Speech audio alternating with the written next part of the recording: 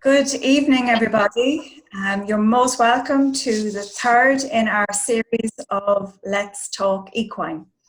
And I am really delighted this evening to introduce my two guests, Mary McCann of Hartwell Stud and Norman Allen, previously of Knockrath Stud. And you are both most welcome to join me here this evening.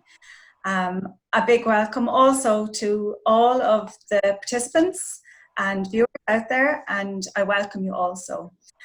Just to let you know that the webinar this evening is being recorded and will be available afterwards for download. You will have the opportunity throughout the webinar to using the Q&A button at the bottom of your screens to submit questions in writing, and I will do my utmost to get to those at the end of our discussion.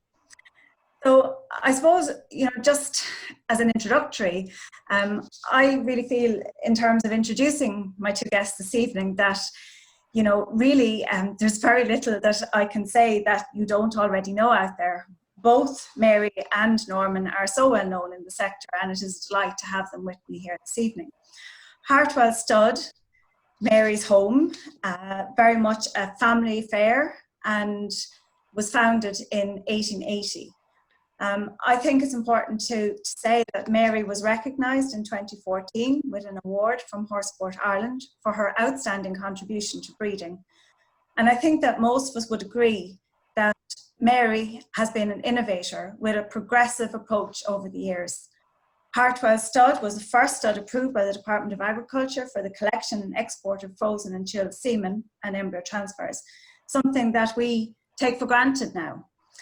The cloning of cruising, resulting in Arish and Encore in 2012, I think was a brave move, not without its expense. And if not critics, then certainly I suppose there are those with more conservative views in relation to this as well. Cruising, without doubt, was an exceptional servant to the Sport Horse Stud Book. He holds the accolade of being a having a five-star ranking for not only his own performance, but that of his eventing and show jumping progeny. And this is something that's quite unique.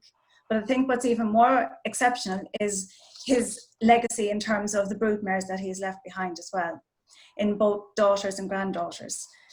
Norman, previously owner and manager of Knockrath Stud in Kells and Mead for up on 45 years.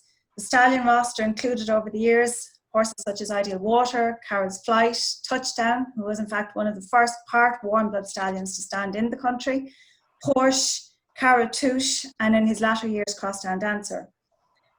Something that many might need reminding about is that in the early 90s, both Norman and Mary were involved in a lobby group which set in motion the introduction of performance testing to stallion inspections, which I think was a significant step and an important step at the time, and foresightly in terms of the conviction of the wider group that was concerned in this.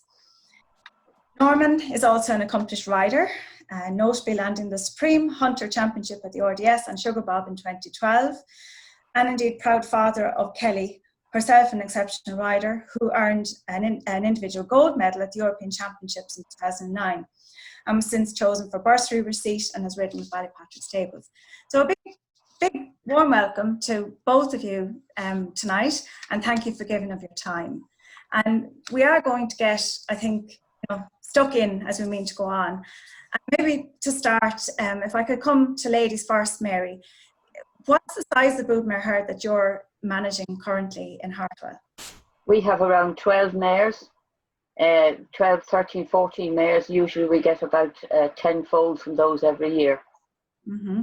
And if you, with all the multiple years of managing a public stud farm and seeing the visiting mares that come into the yard, and indeed your own mares that you have at home yourself and have bred from over the years, what would you say, what are the kind of top qualities that you would look for in an excellent broodmare, or indeed in a filly that you would look to retain as a broodmare? What are the key items for you that are of importance? Well, the main thing is to like to go into the field every day and see something that you like to look at. So for me, it's not just the actual best one that can be got a hold of, if you like, but I like to look at my mares and see something that I like to look at. nice conformation, nice correct conformation, a good mover. And for us, the fillies that we retain from the mares that have bred successfully and have brothers and sisters that are successful, I think that's a good way of going, because at least you know that they breed regularly every year, that they're good mothers, that they you know, that they also, that they will go and foal to frozen semen, which now in this day and age is a big thing. And if we can get fillies from them that are nice, I would like to be able to afford to put them into competition. But then, you know, by the time they're 8 or 9, then you've lost X amount of years. So if we can breed from one when it's 4 and have maybe broken it and seen that it's a good performer, loose jumping, that would do me, as long as it has a good background. Mm-hmm. And Norman, how about you? I mean, you likewise, you've had many, many years of you know, public stud farm activities, seeing the mares coming and going, and you've also, how many mares are you breeding from currently yourself at the moment, Norman? That's 4, Wendy. Yes, I agree with Mary. I have to say, you need to like what you see. You know, your mare needs to be nice. I think conformation, pedigree, and soundness are the 3 key things to me, and add in temperament, because it's no good breeding a horse if you can't ride. So they have to have good temperaments. But I think, you know, down the road, if you're going to keep them and compete with them, they have to be sound. You put a lot of money into competition and paying bills and liveries and things like that. So you need to know that your horse, I think you're as well to get your horse vetted before you put it into training with a set of x-rays, so that you know immediately where you stand. And I think, you know, if you're breeding from a sound mare too, you've a much stronger chance of breeding a sound horse. So, you know, you need, nowadays, you're not going to breed a top performance horse every time. But if you breed a nice horse with good paces and quality and nice looking, you can sell him. You know, that's the thing. You can't sell an ugly horse. Mm-hmm. And I've just shared my screen. Can you just affirm it me that both yourself and Mary can see that there at the moment? Yes. Okay. So I'm gonna, I suppose, start with yourself, Norman. We have actually identified, we have looked at identifying some mares that you guys are going to talk a little bit about. And okay. This first lady is your own, Norman, and she's one that you bred yourself. And I suppose she's a young mare still. She's 7 years of age, and you have bred her for the first time this year. But just talk to us a little bit about, you know, why for you she is a mare that you are looking at as being one of your future brood mares now at this point in time. Well, firstly, we say she's the last foal that I have out of the Carol's Flight mare Grasshopper, who bred 4 very nice horses. The first fella was by Touchdown. He jumped to 160 level. He jumped in World Cup qualifiers. She herself is a very correct mare. She was second as a yearling in the All-Ireland yearling fillies, and she was, you know, placed in good classes as a youngster. She unfortunately got injured, so we didn't compete her. But I was keen to keep her because she was the last of that line. She's a lovely mare, good temperament, very good mover. You know, she's 16'2", full of quality. She's like, her mother was by Carol's Flight, who was by Highland Flight, and her grandmother was a full thoroughbred. She raced. She was placed on the flat in Leopardstown. I think she was second over 2 miles. But she's just a lovely type, and she's, you know, one that should breed a nice horse. She is in foal at the moment. We tried her this year with frozen semen. She's in foal to a stallion called Vancouver de la Lore, who is by Toulon. He's actually currently being ridden by Penelope Le Provaux. He qualified for the Olympics this year. He's just a lovely horse, and I think it's it'll be a good match. Mm-hmm, mm-hmm. We might come back to look at him in a little minute. I'll see what way the time is, but people can also look him up themselves afterwards as well. You mentioned that she actually has a number of siblings that have done very well in the sport, and these were bred using your own stallions on the farm as well. So, like, you've had the opportunity I suppose, to get to know the dam line previously, in that you were familiar with the Sofer, and you were familiar with the line before that. Not only did the mother jump, but also her sister jumped as well. So you had a bit of previous info there. Absolutely, yeah. Her full sister probably was one of the first horses that Lee Kruger purchased in Ireland. She was the owner of Going Global, Greg Broderick's Olympic horse. We sold her to her, and she jumped, I think, up to 150 with Lee's son, Alan. I remember meeting Gail in Canada one time, and she said, I rode Trolley Dolly as well. So she was a good player.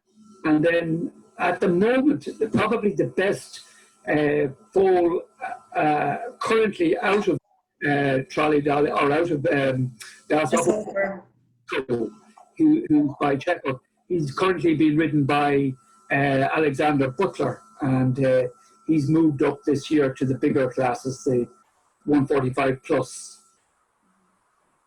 But they've all done well. Like she had a proper good little mare. It wasn't the easiest. Connor Swain jumped her for me for a while, but like, she's been a really good broodmare. So this is the guy that's with Alexander Butler, and would you be in contact with Alexander? Would you have much conversation with him in relation to this guy? Yeah, he's very sweet on him now. He thinks he's going to go all the way. He's moving up, as I say, up into the bigger stuff. This was in Bihar de la Frontier this spring, and he was, he's very impressive. Mm-hmm, mm-hmm.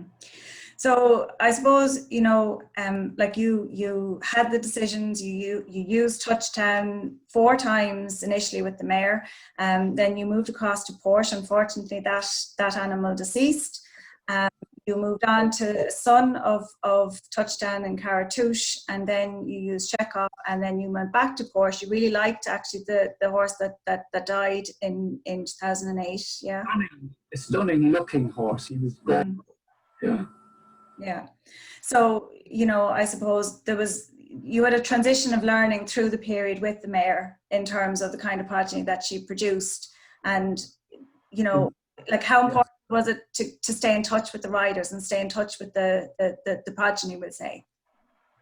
Yeah, look, it's lovely to know where they go and that they go on and do well, and when you sell a horse, you want it to be lucky, and it's nice that people, they kept in touch and say, look, we really like this horse, or we like that horse, and it's just good for the morale, and it's good for the business. They'll tell people that they bought a nice horse from you, and that's what you want, really. Mm-hmm. And obviously you knew the stallions intimately in terms of Touchdown and Carratouche and Porsche themselves, and you knew the qualities that they brought to the table. I was lucky that I had them on the doorstep. It was easy. It wasn't a hard decision to make. You had Touchdown, who jumped to the Olympic Games. He bred a world champion. So, it wasn't it was a no-brainer really to use him. And how did you come to know of Chekhov, and what were the qualities that excited you there? The man I sold the Touchdown to, the first one, Dublin PKZ, he came in. Mary knows him as well. He's from the Ukraine, and he just walked in off the street one day and he said, I'd like to buy some Touchdown babies. Mm-hmm. I think he may have bought from you as well, Mary. He did indeed, yes. he bought them and he liked them, and then he came back and bought you. The first one went well, and then the first one. Dublin jumped in Olympia as a 7-year-old with the German rider, and he was successful. So he came back and he bought the next one as a foal, the full brother, and then he came back and he bought 2 full sisters.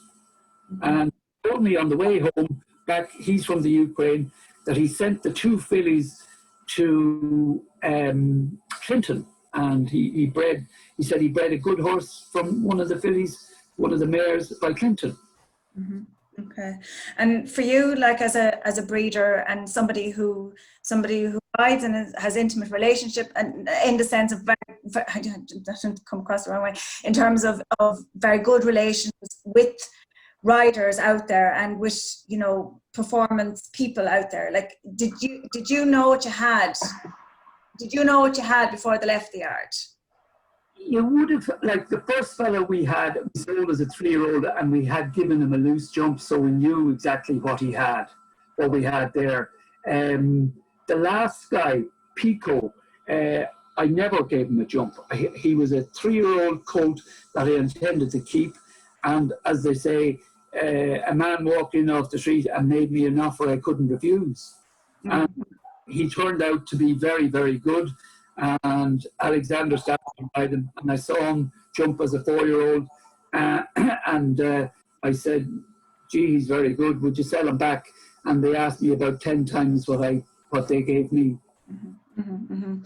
So you've decided anyway now, I mean, the covering has happened. You've covered to Vancouver, to Lenore with the mare.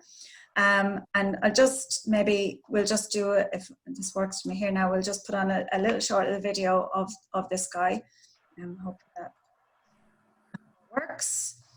And you might just talk to us about, you know, why you chose this fella, and you know what the qualities are that you like about him and that you think complement.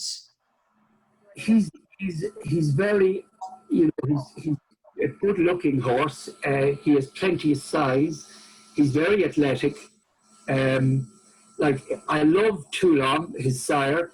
A couple of years ago, I just can't remember the little mare's name, but Ger O'Neill, the Lanaken, was a mare by Toulon, and I saw a couple down with Greg Broderick's when I was down there, and they're just very good-looking, lovely horses.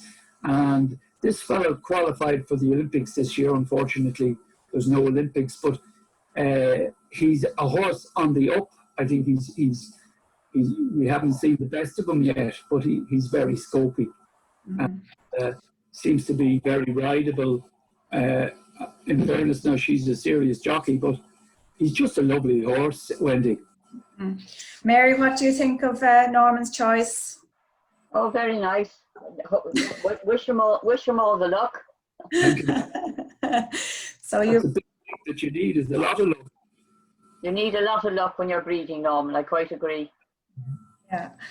So in terms of you know, like if you're to be, I suppose, critical in terms of your own mare, Norman, like, you know, are you able to stand back from her and say, okay, you know, although there's lots that I like, and there's lots to like, and there's lots to like about the family and her as an individual and her correctness and all of these things, like, do you stand back with a critical eye and say, well, you know, there's these kind of 1 or 2 or 3 things that I feel, you know, I need to improve with her, with my crosses going forward? Are you looking forward, you know, as to what you might have with a filly out of her and where you'll go again? Do you know? Yeah. She's pretty much a good type, Wendy. You could send her to nearly anything. She has a lot of blood, you know, so she'll suit a stronger horse. She has plenty of substance, so she'll suit a lighter horse. She's a very good mover. The temperament is good. You know, so, you know, I like her a lot. I'm excited about what she'll breed. I'm thrilled to bits to get her in foal, you know. Stallion, and I used Larry Dunn, and it's my first dealing with frozen semen. And Larry said, look, he said, you're going to get your eyes open for you. He said, it's not that easy. It's not as easy as chilled or fresh semen. But he would say you probably only have 50 or 60% chance of getting her in foal. But lo and behold, first straw, one straw, and she went straight in foal. So a big thank you. Fortunate, yeah. Yeah. Mary, your own reflections in terms of, you know, your experience with frozen and that side of it. Well, that's mostly the sort of thing we do. As you know, we freeze semen here ourselves, so we're probably a little bit ahead of norm. And in that respect, we've been using frozen semen for now about 10 years, and with a lot of success, I'm glad to say. And this year, in fact, it's been easier to use frozen semen this year because an awful lot of the mares, as Norman I'm sure will say, dragged on, and we couldn't get them to ovulate, and they're dragged on and on. And when you're watching them with frozen semen, well, you're going to wait until they're going to ovulate anyway. So there you are, and you bang it in. We've been very successful this year and last year, so I'm quite happy with it. I'm quite happy with it. But you've got to be careful where you get it from, and you've certainly got to get it from young stallions. The biggest problem we see is stallions on the continent that are maybe old, getting old, and that sort of thing. And then you've got the added problem that they may have been looked after with anti-inflammatories in their joints and backs. And that does not help the fertility. You're knocking the fertility way down to about 10%. So when we're choosing stallions that we're going to use from abroad with frozen semen, we try and choose young ones. I leave that to Jenny. She's great, my daughter. She's on the computer the whole time, and she finds out the young stallions. Yeah, because it's young well-bred stallions that are jumping. You can see jumping well at 6 and 7, because at least they are, you know, free of everything, and you have a very good chance of getting your mares in foal. But as I say, once they get older and you're only using one straw, and the cost of bringing in one straw, and you know, then you have the added thing that they're aged, and as I say, that they've been anti-inflammatories have been used on them, and that is detrimental to semen. It's also detrimental to getting mares in foal that have been jumped up to that level. Years ago, we used to get mares sent from abroad to cruising, and in those days they used an awful lot of Regulate to calm the mares down, keep them out of season when they were jumping. And it was often, I used to say to people sending them over, well, I'm not going to even try this year if she's been on Regulate. I'm going to leave it for a year. And then they were grand, but it took a year to get it out of their system. I know, yeah. And we spoke and we identified mares that you have in your breeding herd at the moment, Mary, and that you think a lot of. And, you know, I mentioned earlier, I mean, cruising, you know, he has left a legacy of broodmares behind him. And this particular individual, Cruzanne, is one of your own. And you also knew her dam as well, am I right? That's correct, yeah. Artigana, yes. She had some very good, she wasn't broken herself. I bought her as a 4-year-old, and she bred some very good ones. She bred Tullibard's Hawkwing, who competed, or he's come up there now, who competed in Kentucky. And then we had Riptide. He jumped at 160s, and he jumped with Mervyn Clark in Lanaken as a 6-year-old. Irish Anna was great. She jumped to 140 in Switzerland with a young guy. I can't remember his name actually. And we then have Cruzanne, which we kept as a brood mare. And what am I doing? So Springtide, Sam Gamgee, she's here with us as well. She's a brood mare as well. So we've got 2 half sisters that we have kept. So you know the family really, really well. I know the family really well, and I know what they breed. And Anna has been great. She's been a great mare for us. Every year she breeds a good foal. Very commercial. So as Norman rightly says, it's very rarely that you get too many of that up there at the very top. But if we can breed animals that are going to, from her side, she's actually bred a couple of eventers as well. Yeah. And they're very good looking. We sell mostly as foals, and they're very good looking, very straight. You'll probably see pictures of the foals coming on there now. We will. We'll have a look one, at yes, exactly. The first one that she bred, we don't know one of the Jack of Diamonds, but the first one she did was a horse called Teagasc, and he's with an amateur in Italy, and he's jumping up to 130 now, and 135, James said, that's him there now. As you can see, a very nice horse, good quality horse, a very good set of limbs, and very neat and very easy. So they love him dearly.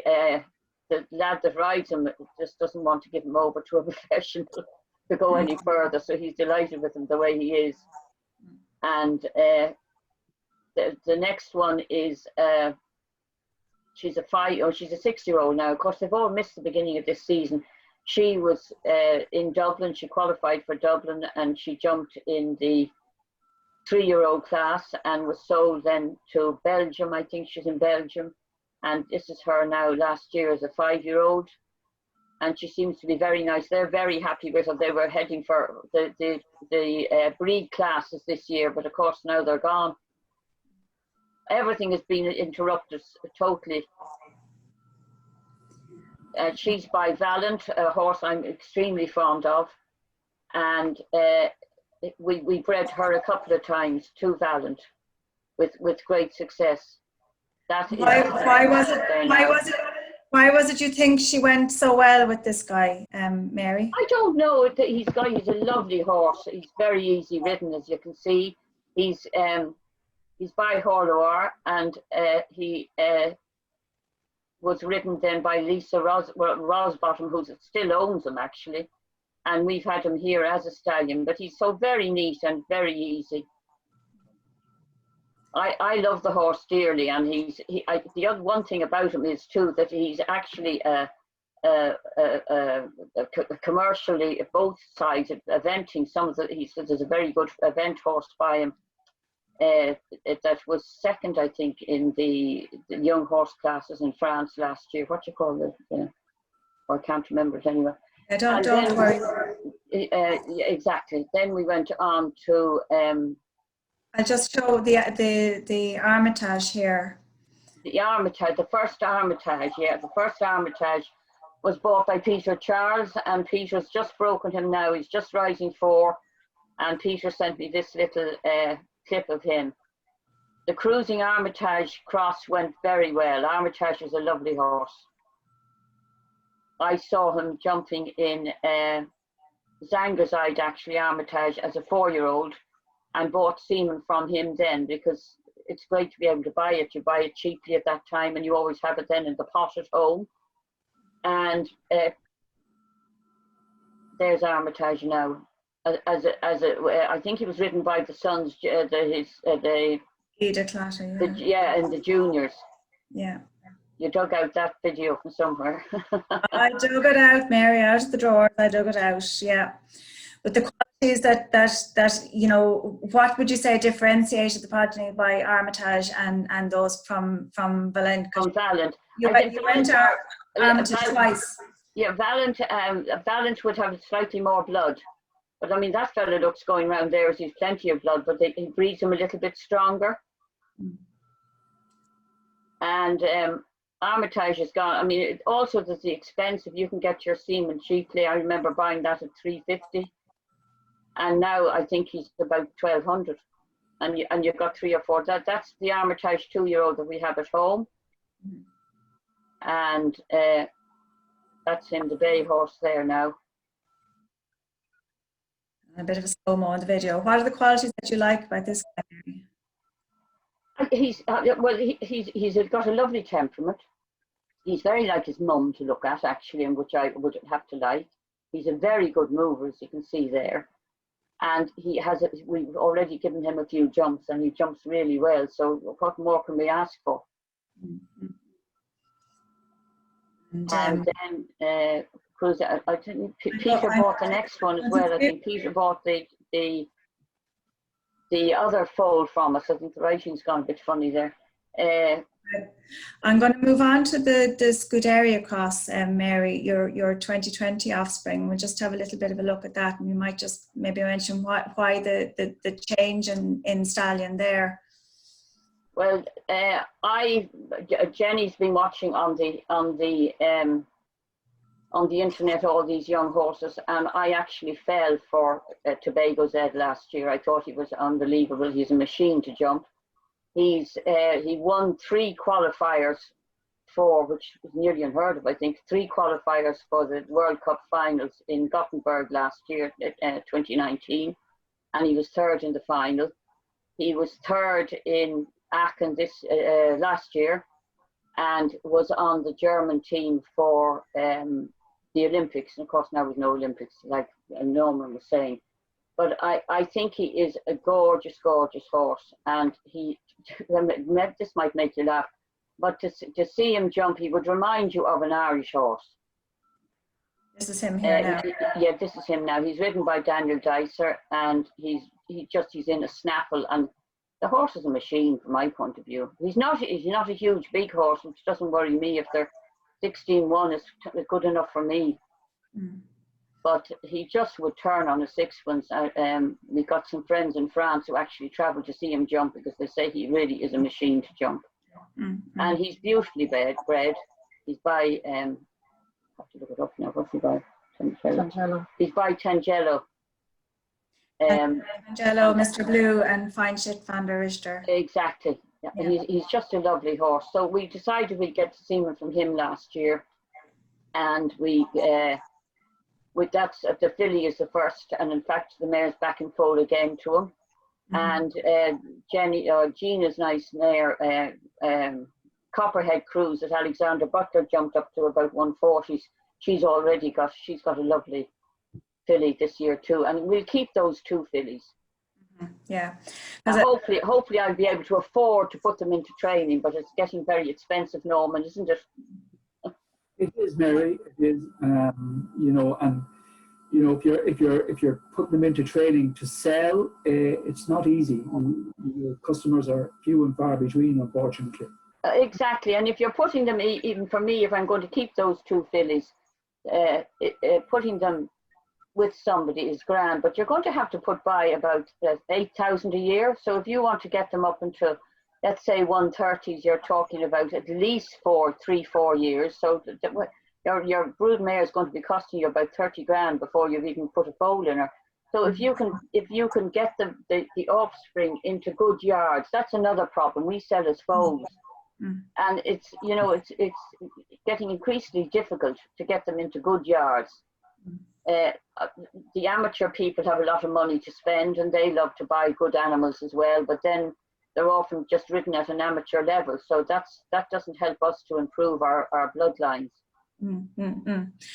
Like, I mean, that one of the offspring out of your own mare as well, Norm, was with good riders initially, and then changed riders and had stepped back a little bit, and and that'll happen. That's part and parcel of it, but I think both of you have, you're in unique positions, that you have exceptional contacts within the sector, contact with riders, and you have interactions have had interactions with so many different riders over the years, and that has to make it some bit easier for you than it maybe does for some breeders out there. Well, I think it's a great thing too to have somebody like my daughter Jenny, who's continually she lives in Sardinia, so she's on the computer the whole time, and can see all these things happening, and can see the young stallions jumping in the young classes abroad, and then follow them through, which is great, and the names are there. So that's another thing. We need to name all our foals that we can follow them through, but we need to sort that one out. But the horse board, sometimes it's a little bit difficult to get it all back to us through the horse board.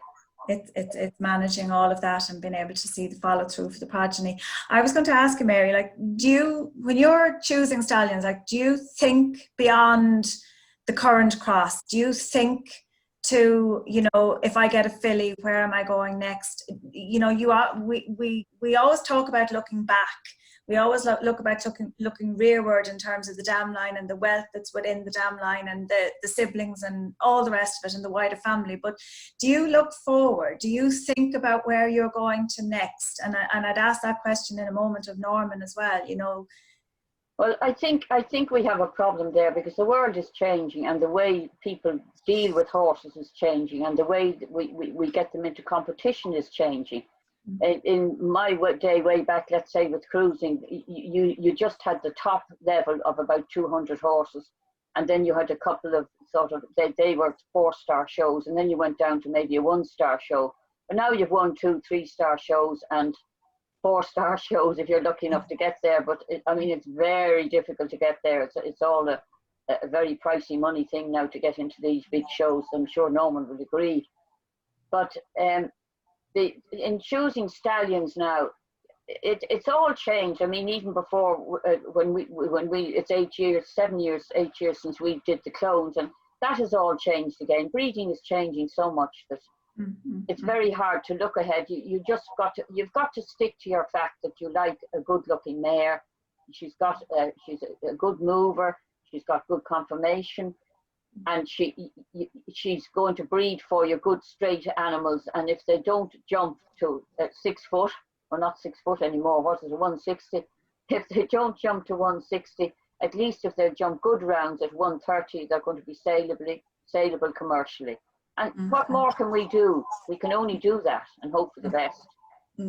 And like Norman, we had that conversation as well too, like that, you know, it's not necessarily all about the 1.60 jumper. There's many different markets there, and you know, you're familiar with many of them in terms of what you have produced. Well, we haven't tapped into the North American market as much as we should.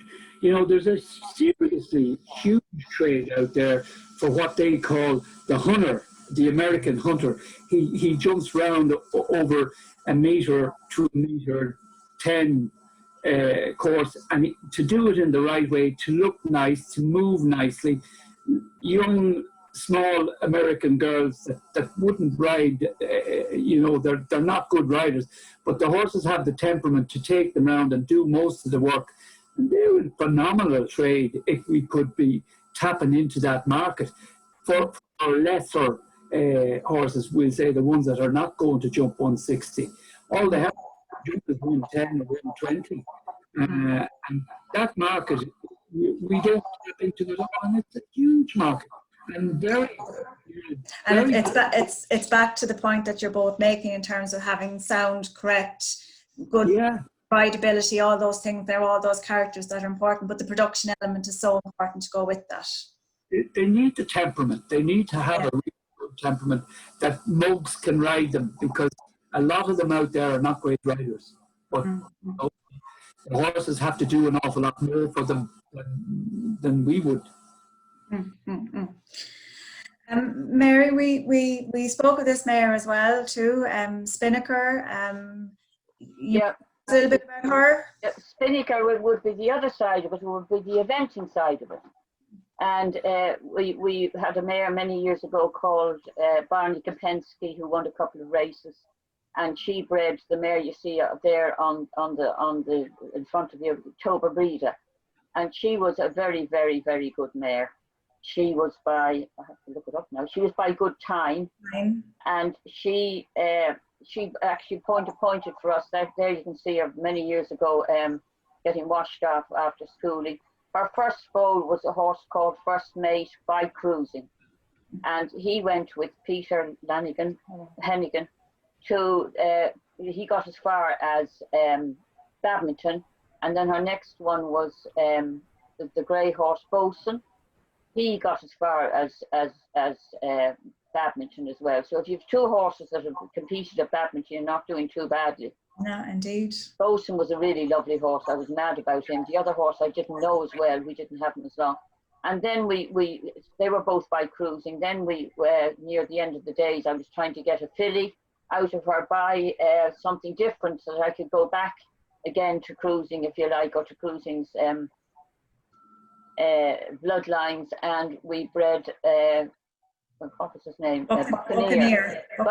Yeah, and he's going very well. He's been to 2 4-stars, that's in there now. One, unfortunately, the rider got a fall, and the other one, I think he went the wrong course.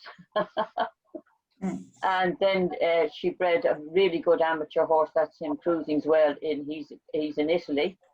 So we decided to go back to Clover Brigade again to keep it Irish. And she had this filly that we have kept called Spinnaker. And she has bred, the first of her foals is a 4-year-old. Unfortunately, we hope to have him on the go this year, but that's him there now at the top. I hate to tell you his name is Fred. He hasn't been named yet. He's down with DJ O'Sullivan, and he's broken, but he's very big. He's by Cruising Arish, and he is 16.3 and only 4, and very, very Irish, so he's going to take some time. Who have we got here? We have Arish. That's Arish, it is. I don't look. I have to look at them sometimes and wonder which one is to be fair, Mary, the video is maybe not 100% clear. So. Oh no, don't worry. But I often have to look at them and say which one is that. So I wouldn't like to say that to everybody. But this is him now. As this must be last year, maybe. I think this might have been at the Stallion show. Yeah, oh yeah, that's Arish. He's got a whiter head. He's a little bit more like Cruising. He's a little bit whiter than the other fella. But Edward's done such a good job with him. You've no idea. He's great. But when you see the 3 in a line there, you just wonder, don't you? Yeah, well, you've Arish on the far left, and then Cruising in the middle, and then Encore the other side. Yeah, yeah. So you use both the clones with this lady. Use both the clones, and we have a very lovely. Her both Arish, whether Gina, yeah. This one here is your. One here is your Encore. Yeah, that's Buccaneer's full brother. Nephew. God, I'm getting myself muddled up. I have Gina. No, you're me, 100%. The dam here was sibling to Buccaneer. That's right. Is a full sister. She's a full Buccaneer's a full brother. Yes, sorry, and that's her second foal. That's correct. Now he's now a 2-year-old, so a 4-year-old and a 2-year-old, and she's back in foal again. That's him there now as a yearling. What do you think of this guy, Norman? Lovely. Would you buy him? Nice. Yeah. If I gave him to you cheaply, Norman, wouldn't you buy him if I gave him to you cheaply, Norman? Yeah. Yes, I would. We look at the 29 here now, the Arish.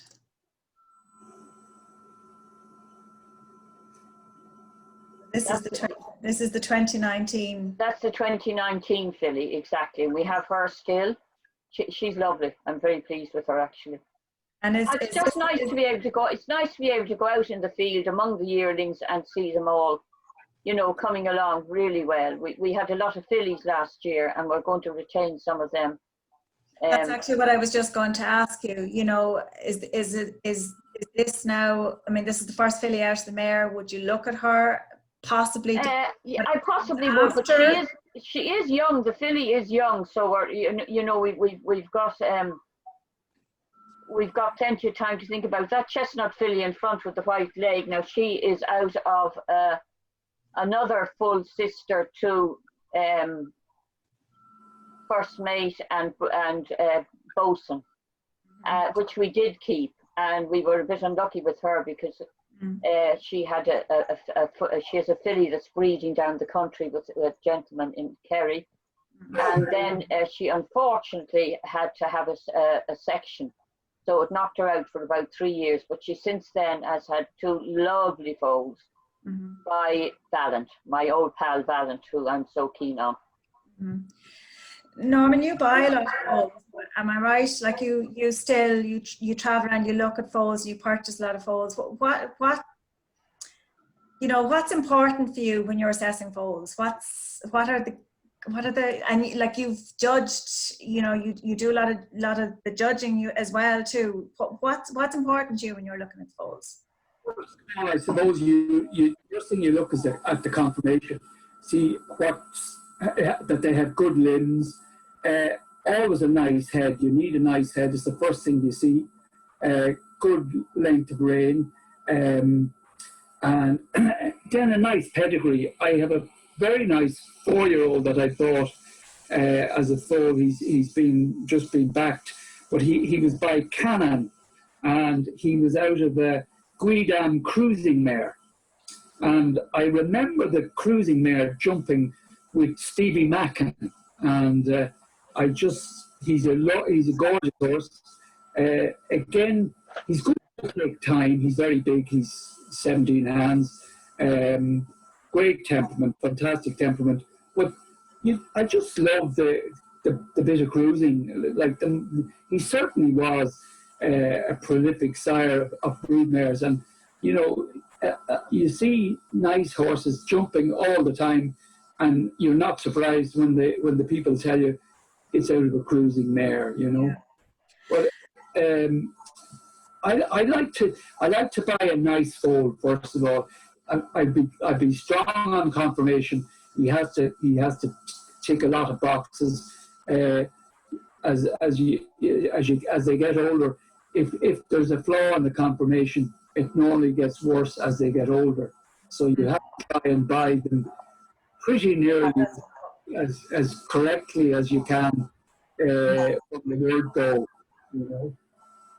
And Mary, I've seen you quoted, in terms of the clones, and obviously, like I say, I think that was a very, it was forward thinking of you on your part, and it was a brave thing to do to go that road, and I suppose you've said whether they jump or not has no influence on their genetic makeup and their ability to breed future performance horses, and obviously you are going the road of producing them under saddle and whatnot. And how do you feel at this stage in terms of the young stock that you've seen and what they have produced, and how they compare to what cruising produced, and how happy are you at this point in terms of the progress? The one thing for us always was, it's an amazing thing, because both cruising and the two lads, as they're known as, when their foals are born, they're up off the floor literally in about 5 to 10 minutes. They're standing up and they're looking to suck. And that to me is the start. They want to be born, they want to be there, and they're tough and ready to go. And I see no difference in what the two are breeding, because we've been messing around a bit, if you like to call it messing around, and maybe putting, encore on a mare 1 year, and then the next year putting a reach on. And I see very little difference, but they are cruising, and the foals are cruising foals. There's no question about that. Anybody that sees them that knew cruising. But we're in a different era now, and an awful lot of the young breeders now, they don't remember cruising. They might see videos of them, but they don't remember them going to shows. It's a long time ago now. I'm getting old. Aren't you getting old? There's no denying the presence of cruising broodmares around the country, and there's no denying the generations that have come beyond cruising in that sense, and what he's given to the herd as well in that sense. Well, for me, the whole idea was, an awful lot of people came to me and said, why don't you clone them? And it was early on, it was quite a thing to do, as you say. But the one thing that made me think of that this would be a good thing is the genetics of the mares, and you've already stated that.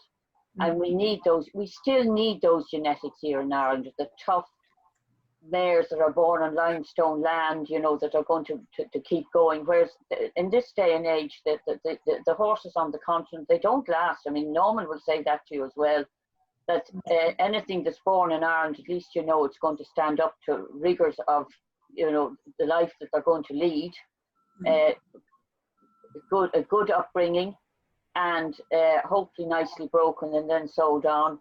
But definitely we still have the advantage here in Ireland of having all that, and I think we should sort of try and keep it going if we can. Mm-hmm. Do you think, do either of you, do you think that there's enough that there's enough being done to protect these kind of genetics, to retain the traditional genetics, we'll say? Well, the traditional genetics are, unfortunately, they're getting few and far between. and probably with the exception of Cruising and a couple of others, Jackaroo maybe, and the other stallion, it's going to be difficult. But funny enough, some of the older breeders that were with me with Cruising years and years ago, they will still come back and they will still look for fillies and they will still buy fillies. And the one big thing about Cruising is he's so well liked in the States that they're still looking for. I still get phone calls saying, have I got any Cruising? So they are waiting for the Cruising clones to come along. Unfortunately, as I say, we had at least half a dozen of them around the country that were going to perform to get into the age competitions, both in eventing and show jumping. But I'm afraid in the situation that we're in at all, and we're all in the same situation, they've got to hang on and wait for another year. They'll be 5 before they're seen. And I suppose, you know, like over the years, what changes have most positively influenced yourself, Norman, even with your own kind of production system, your breeding program, your production in terms of foals, etc. What do you feel like? Because you guys were both forward thinking back in the time when, you know, there was a lot of changes were needed and happened and all the rest of it. What was the most positive change in your minds in terms of your own business activities and your own interactions?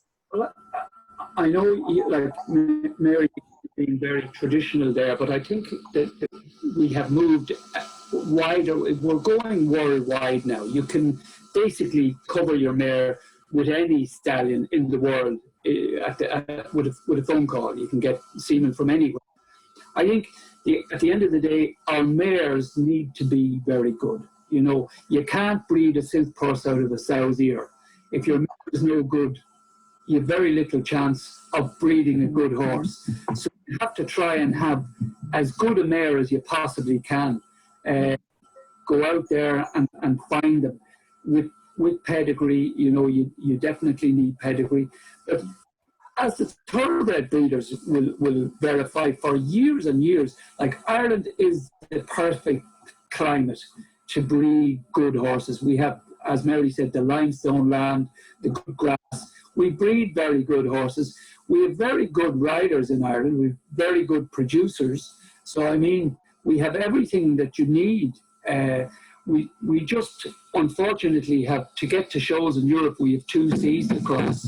So for us, it's expensive to produce a horse, to bring a horse on, you know, to do the 3 or 4 years, as you said, Mary. Like you're talking, it's 8 to 10 grand a year, and you're not going to be selling, probably not going to sell them as 4-year-olds or 5-year-olds. They're going to be 6 or 7 or even 8 before you get them sold. So you have a lot of money invested. So you need to have as good a horse as you possibly can breed. And don't fool yourself. If he's not good enough, you need to stop and stop spending. And if it's a gelding, you got to sell him. If it's a mare and she's good enough, but she needs to be good. She needs to jump at least 130 before you start thinking of breeding off her. And then she's going to breed you something that you can sell and something that may progress into the top ranks, you know. Do you agree, Mary?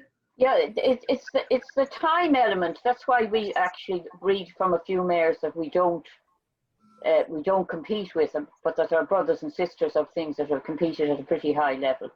For the simple reason that it's no good having our mare going to breed at the age of 14, and you have all the problems then of, as I'm, you know, the fertility issues. Fertility issues. Yeah. So that if you can breed from one that's early on and have the offspring going into good yards, that's a major problem, really. If you've got to get them into good yards. And for us to sell as foals and yearlings, except for the odd one that we might keep, you know, fillies, we're going to have to put the money into fillies to get there. And as Norman says, like, you're going to have a filly costing up the guts of 20,000 before you know where you are, and we all don't have that sort of money. So absolutely it's a tricky thing. But I think a big thing is to try and get them them into the yards. And we're very lucky we have them. We have Peter Charles with them now, with 2 of them.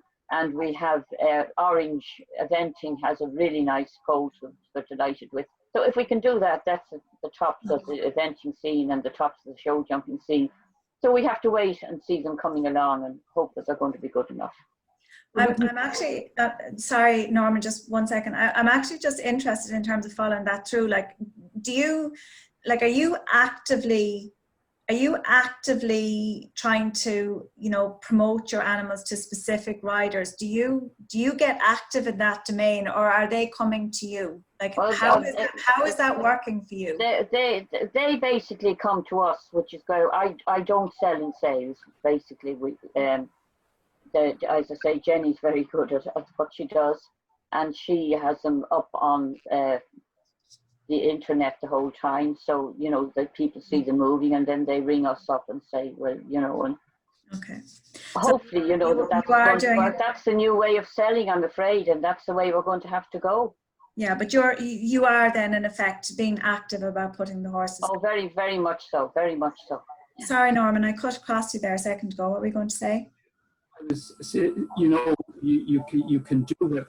Send your horse away or your filly away to jump up to a certain level. But if you don't have the money to do that, bring her to a loose jumper and see, does she jump? Like if she has a good jump in her loose, that's nearly enough to go on. Like if she can't jump, if she falls through the fence, well, forget about her. But if she's down to a fence, it doesn't have to be a big fence, and does a nice job and makes a good shape, that's encouraging to go on and breed without spending a fortune on her. Absolutely, because not everybody can do it. Absolutely not. No. Yeah, basically that's what we would do, Norman, with our fillies. We'd always see that they can get off the ground and make a good shape, and are keen to do the job and want to do it. Yeah. Attitude, yeah. Attitude. I have some questions in here. Just one question that has come in from a listener is, what's your view, Mary, on breeding a filly as a 3-year-old and putting her into the sport as a 5-year-old? I would be very keen on that. I think it's a very good idea, but from experience, and I'd say Norman will tell you, would you believe it's actually easier to get a 2-year-old in foal than it is to get a 3-year-old? Now, don't ask me. An awful lot of old breeders have always said that to me. And it's quite difficult to get a 3-year-old in foal. And don't ask me why. But 2-year-olds are actually easier. Now, I've never bred a 2-year-old. But that is the old saying, and it can be difficult. But it's the right, that would be the right way of going, I think, to try and get your 3-year-old covered maybe in April time. You have plenty of time then to break her and give her, you can jump her up until, September, October, and let her have her foal and then go on, especially if you're going to keep one. I think it's a very good idea, which we have done. Mm-hmm. And as a final question, I've been asked here, what one piece or one gem of advice would you give to the first-time breeder? I think about it. Think about it. An awful lot of first-time breeders, all right, if they're going to be breeders, that's grand, but an awful lot of horses that I see at the moment are mares that, from the amateur side of things, and they don't think about the future, and all of a sudden they have a nice mare, all right, they think she's a nice mare, and she probably is a nice mare, and they breed from her, and the next thing they have a yearling, and the next thing they have a 2-year-old, and the next thing is costing them a fortune. So, and again, unless they're going to be breeders, the one-off people want to have a really good think about what they're doing. Yeah, I think if they don't know, they should go to somebody, an experienced person, and get advice and say, I'm thinking of buying such and such a mare. Would you come and have a look at her with me?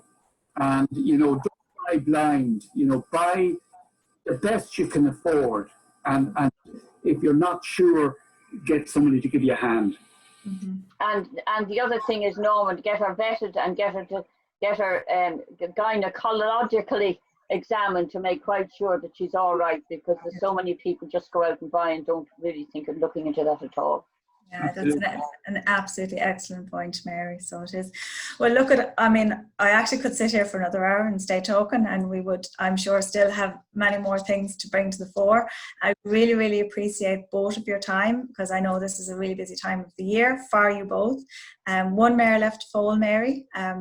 best of luck with that. And Norman, thank you also very much for your time this evening. To our listeners, I appreciate very much your time this evening, and I just want to let you know that our next webinar will take place on July 21st, and we are taking a different route for the next one, and I'm going to be delving into the world of Connemara pony, and I welcome for that webinar Denise Norton and Grace Maxwell Murphy. So thank you very much to everybody for your time, and until the next time, and thanks to Norman and Mary.